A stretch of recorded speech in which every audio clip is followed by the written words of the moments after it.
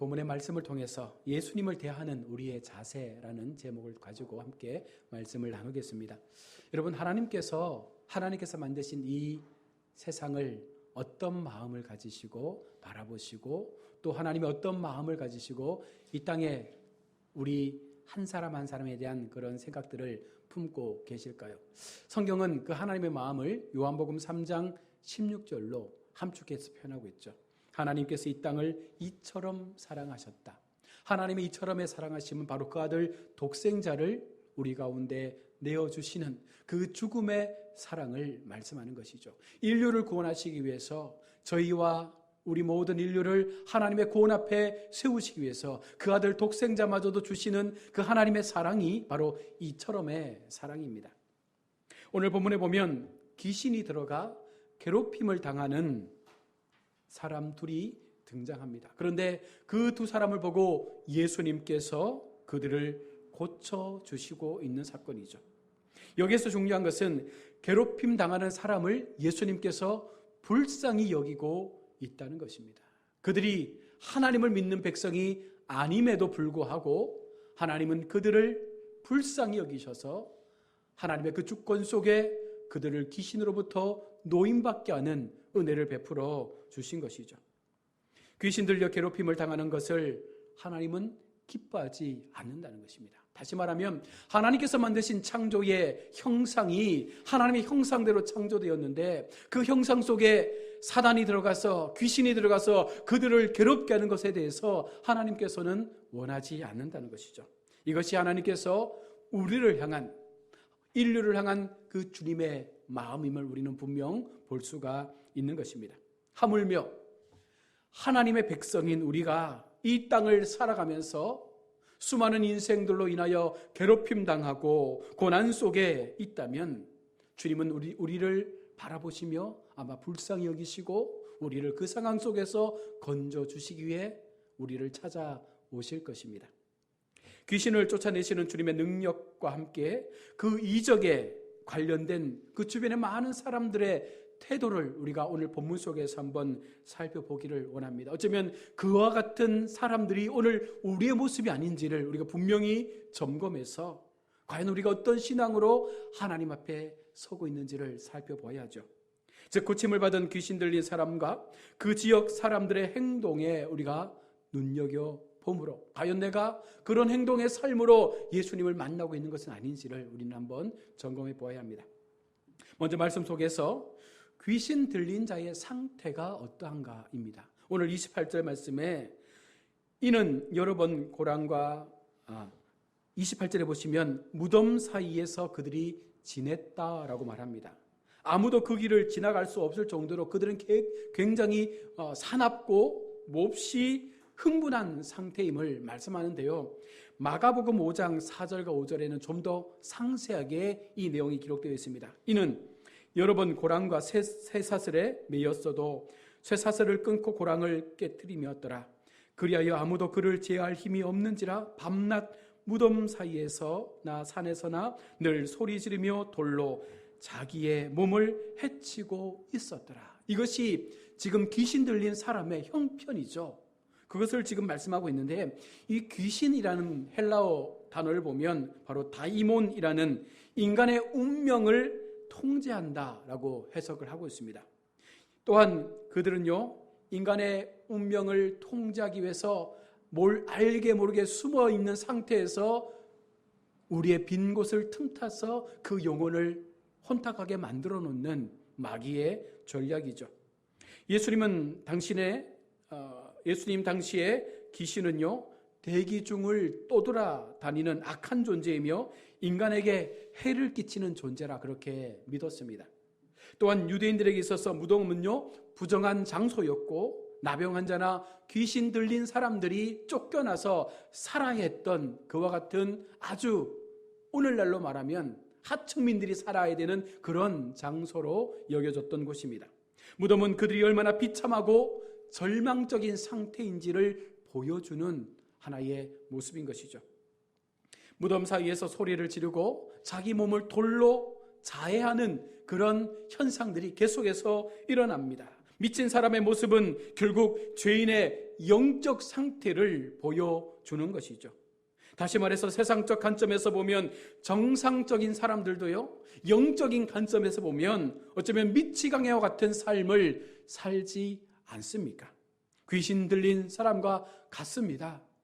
그들 스스로 하나님을 떠나서 영적으로 피폐해져 버리면 그들 속에 악한 영들이 들어가게 되고 결국은 그들의 삶 자체가 피폐해질 수밖에 없는 것입니다. 그런데 여러분, 여기서 우리가 한 가지 질문을 던져본다면 예수 믿는 사람들도 귀신 들릴 수 있을까요? 이 질문의 정답은 아닙니다가 맞죠. 귀신 들린다는 것은요, 귀신에게 정복당하는 거예요. 우리의 영혼도 우리의 몸도 귀신에게 다 정복당하는 것이 귀신 들린 것인데, 성도는 유혹당할 수 있고 넘어질 수 있습니다. 그러나 귀신에게 정복당할 수 없죠. 왜 그렇습니까? 우리의 영은 누가 주관하는 거예요? 성령 하나님께서 우리의 영과 육을 붙잡고 있기 때문에 때로 흔들릴 수 있고 그 믿음이 약해질 수 있지만 귀신에게 온전하게 정복당할 수는 없다는 것입니다. 성도는 성령의 다스림을 받는 자들이기 때문에, 성령의 온전함을 받는 자들은요, 결코 귀신의 그 꾀임에 넘어가지 않는다는 것입니다. 성령의 다스림을 받으면 귀신들처럼 하나님을 거역하는 것이 아니라 바로 하나님께 순종할 수 있게 되는 삶을 사는 것입니다. 우리가 날마다 성령의 다스림을 간구해야 되는 이유가 바로 여기에 있는 것이죠. 교회 속에 귀신이 있습니까? 라고 물으면 여기에는 우리가 뭐라고 대답할 수 있겠습니까? 교회 속에도 귀신은 있습니다. 달리 말하면 예수를 믿는다라고 말하는 사람들 속에 올바른 하나님에 대한 믿음이 없기 때문에, 그들 속에 참 믿음을 갖지 못했기 때문에 그들이 바라보는 예수님에 대한 그 사고와 생각이 너무나 성경이 말하는 관점과 다르게 예수를 믿어왔기 때문에 그들 속에 귀신이 존재한다는 것이죠.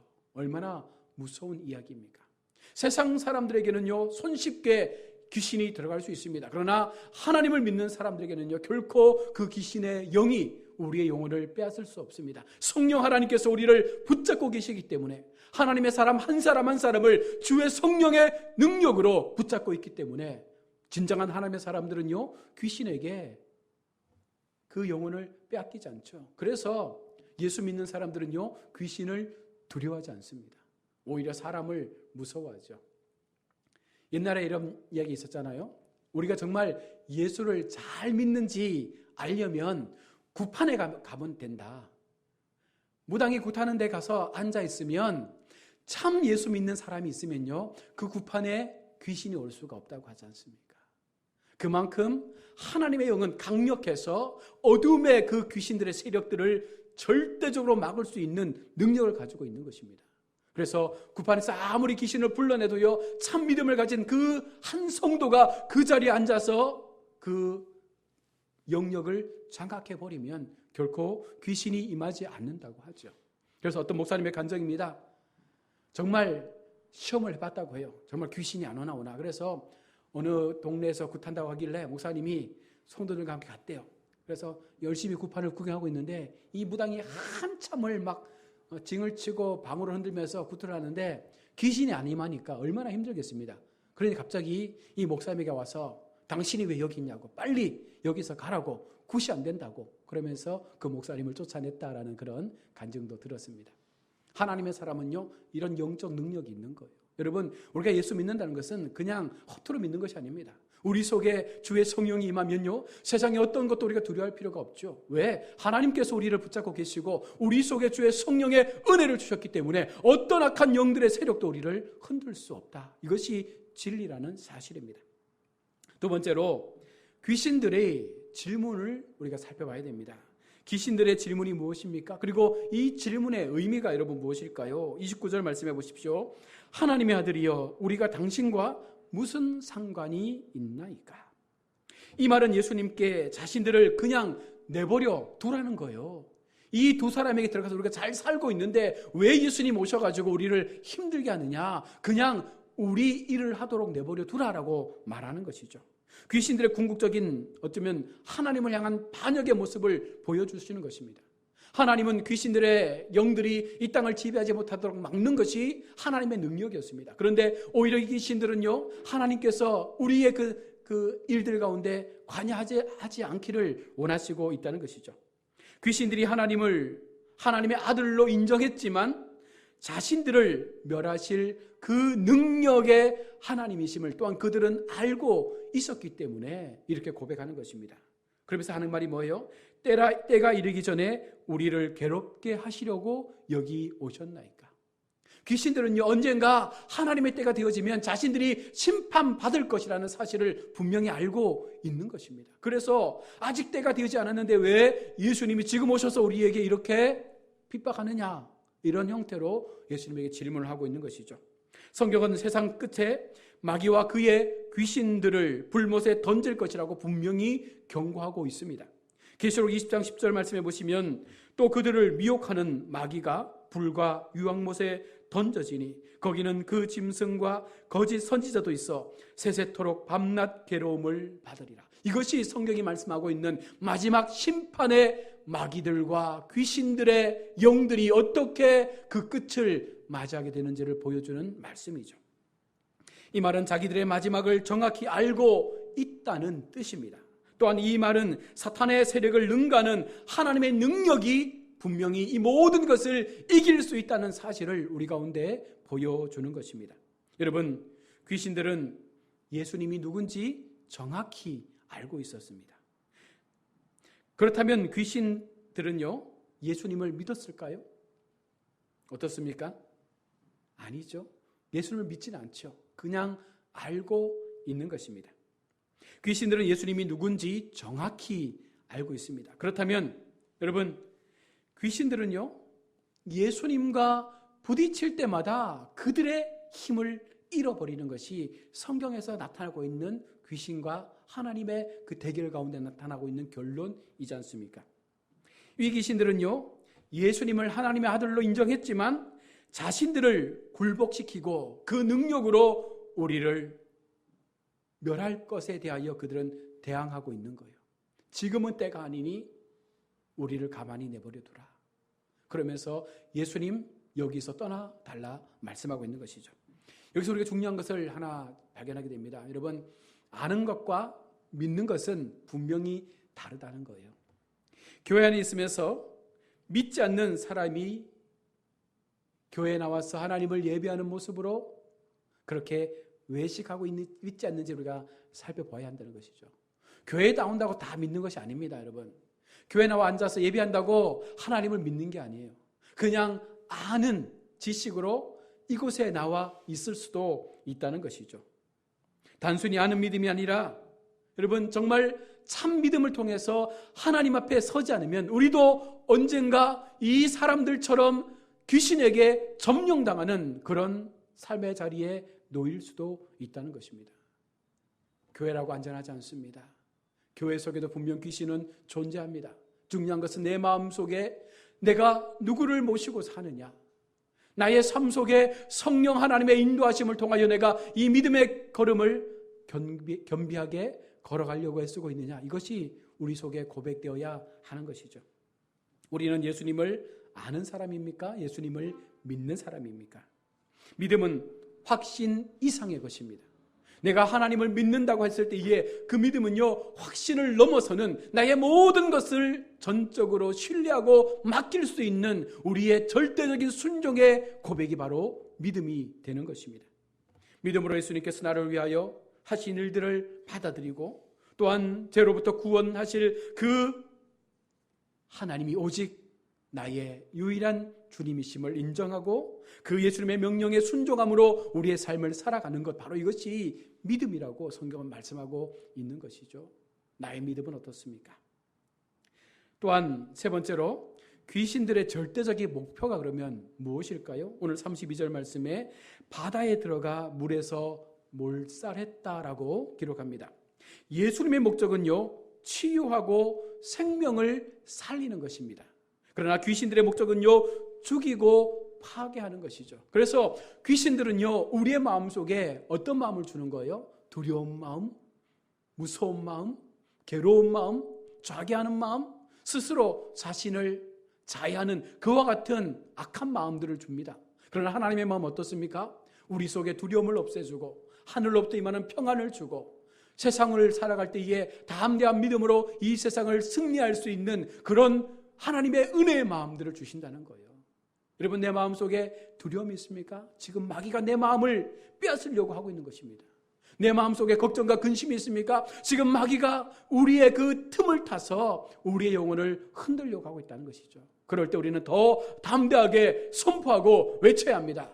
주 예수의 이름으로 명할 때에 나를 두렵게 하고 나를 괴롭게 하는 모든 사탄의 영들은 떠나갈지어다. 여러분, 이와 같은 믿음의 선포를 통하여 우리 마음속에 들어오려고 하는 그런 모든 영적 세력들을 우리가 하나님의 이름으로 강하게 물리칠 수 있는 그런 믿음을 소유해야 되는 것이죠.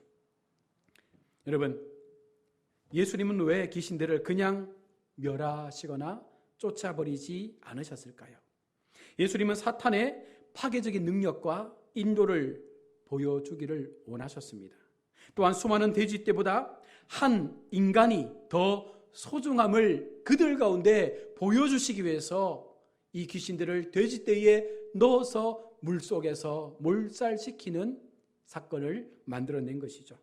예수님은요, 이 이방 지역 데가볼리에서 사탄의 통치를 받고 있는 귀신 들린 사람의 비참한 모습이 바로 예수님의 인격과 사역 안에서 임한 하나님의 통치를 통해 어떻게 우리 가운데 온전하게 전해지는지를 보여주시는 사건입니다.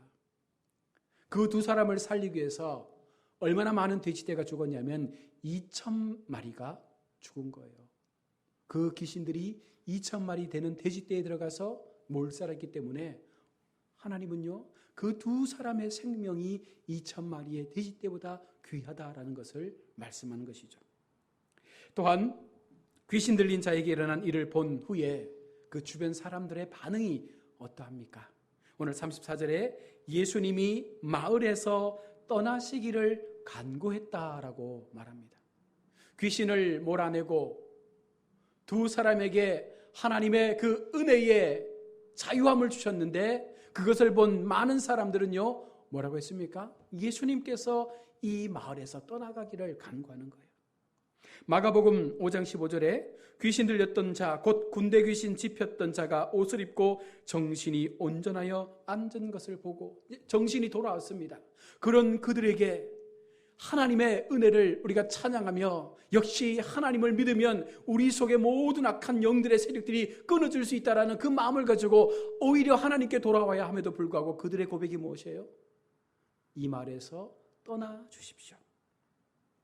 그들은요, 그들의 이웃의 삶이 회복된 것에 관심이 없습니다. 지금 그들은요, 무엇에 관심이 있어요? 예수님의 귀신 쫓는 그 사역이 아닙니다. 뭐예요?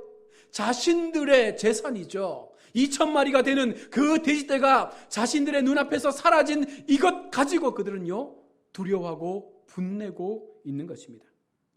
사람들은 여러 가지 반응을 보일 수 있었을 거예요.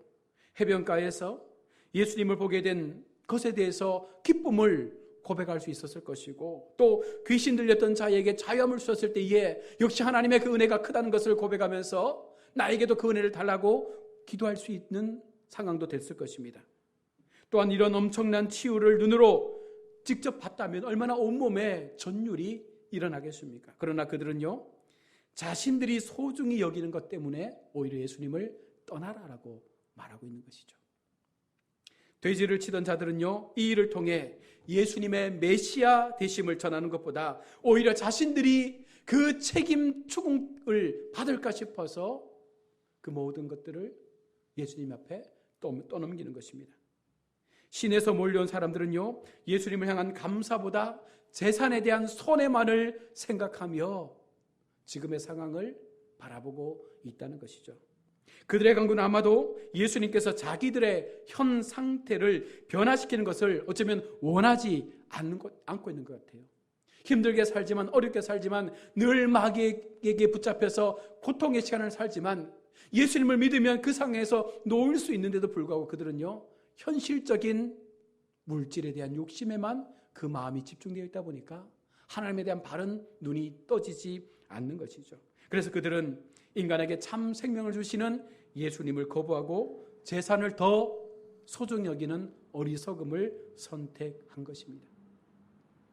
예수님과 함께 있다는 것은요, 어쩌면 예수님의 제자들 혹은 우리에게 주어진 하나의 특권 아니겠어요?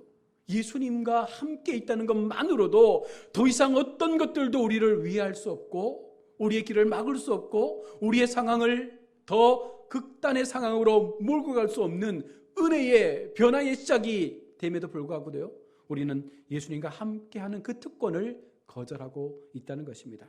불행하게도 예수님은 그들의 요청대로 그곳을 떠나신 것이죠. 어떻게 보면 복음은요, 강압적으로 들어가는 것이 아닙니다. 내가 자원해서 은혜를 깨닫고 그 말씀 앞에 내 마음이 녹아지게 될 때에 참되신 하나님의 아들 되신 예수님을 우리가 온전함으로 바라볼 수 있을 때에 우리는 그분을 향하여 우리의 마음을 열게 되는 것이고, 그때 우리 주님이 우리 속에 들어오게 되는 것입니다. 나에게는 무엇이 더 소중합니까? 여러분, 나에게는 무엇이 더 큰 관심사로 내 인생 가운데 다가옵니까? 가다라 거민들은요, 그들의 이웃이 귀신 들림에 대한 해방의 기쁨을 만끽하기보다는 자신들의 재산을 잃어버린 것에 대해서, 그 손실감에 대해서 더 마음 아파했다는 것이죠. 이것이 오늘날 우리의 모습, 오늘날 교회의 모습 아닐까요? 교회가 복음을 전하기 위해서 물질을 쓰고 영혼을 살리기 위해서 여러 가지 많은 것들을 행할 때에 혹자는 왜 그렇게 허튼 돈을 쓰느냐라고 말하는 사람들도 교회 속에 있습니다. 그러면 어떻습니까? 좀 더 많은 재물이나 좀 더 높은 지위를 위해서라면 그리스도를 전혀 개의치 않고 내 삶을 떠나소서라고 고백하는 우리의 모습이 어쩌면 오늘 이 거라다 사람들의 모습과 일반 동일하지 않습니까? 하나님을 믿고 예수님을 따라가는 삶을 여러분 주저하지 마십시오. 마가복음 6장 21절 말씀에 내 보물이 있는 곳에 내 마음도 있다라고 분명히 말씀합니다. 여러분, 내 마음에 무엇이 있느냐에 따라서 우리가 바라보는 것이 달라지는 거예요. 내 마음에 예수님을 늘 우선으로 모시고 그것이 나의 인생의 가장 큰 보물로 여기면 세상을 살아갈 때 아무리 많은 유혹이 우리 인생 가운데 다가온다 할지라도 우리는요, 결코 하나님을 포기하지 않는 인생을 살게 되겠죠. 그러나 내 마음에 물질이 보물이 되고 자녀가 보물이 되고 학벌이 보물이 된다면 우리는 날마다 그것을 붙잡기 위해서 더 애쓰고 노력하게 될 것입니다. 그러면 늘 주님은 우리에게는요, 밀려나 있는 3등 하나님으로 남게 되겠죠. 말씀을 맺겠습니다. 예수님을 대하는 우리의 자세가 어떠합니까? 나는 어떤 영적인 삶을 살기를 원하고 있습니까? 어쩌면 나도 하나님 앞에 아는 지식만으로 하나님을 섬기면서 그 속에 늘 틈을 주고 있는, 언제라도 귀신이 내 심령 속에 들어와 나를 지배할 수 있도록 그렇게 틈을 주고 있는 삶을 살고 있지 않습니까? 이 시간 분명히 여러분 우리의 믿음을 점검하십시오. 우리의 삶을 돌아보십시오. 과연 내가 원하는 것, 내가 바라보는 것, 내가 가장 중심으로 고백하며 그것을 지키고자 하는 것이 무엇인지, 과연 하나님인지, 과연 세상의 것들인지, 이것이 분명하게 우리 마음 속에서, 우리의 영적인 상태 속에서 해결되어야지만 우리는 더 기쁘신 하나님을 만나게 될 줄로 믿습니다. 오늘 이 시간 그 마음을 가지시고 다시 한번 우리의 영적 부분들, 우리의 외형적 부분들, 우리의 믿음의 부분들, 하나님 향한 내 마음의 부분들을 잘 살피셔서 끝까지 하나님 앞에 정말 칭찬받으시는 우리 모두가 될 수 있기를 주의 이름으로 축원합니다. 아멘. 우리 함께 말씀을 기억하면서 우리 기도하는 시간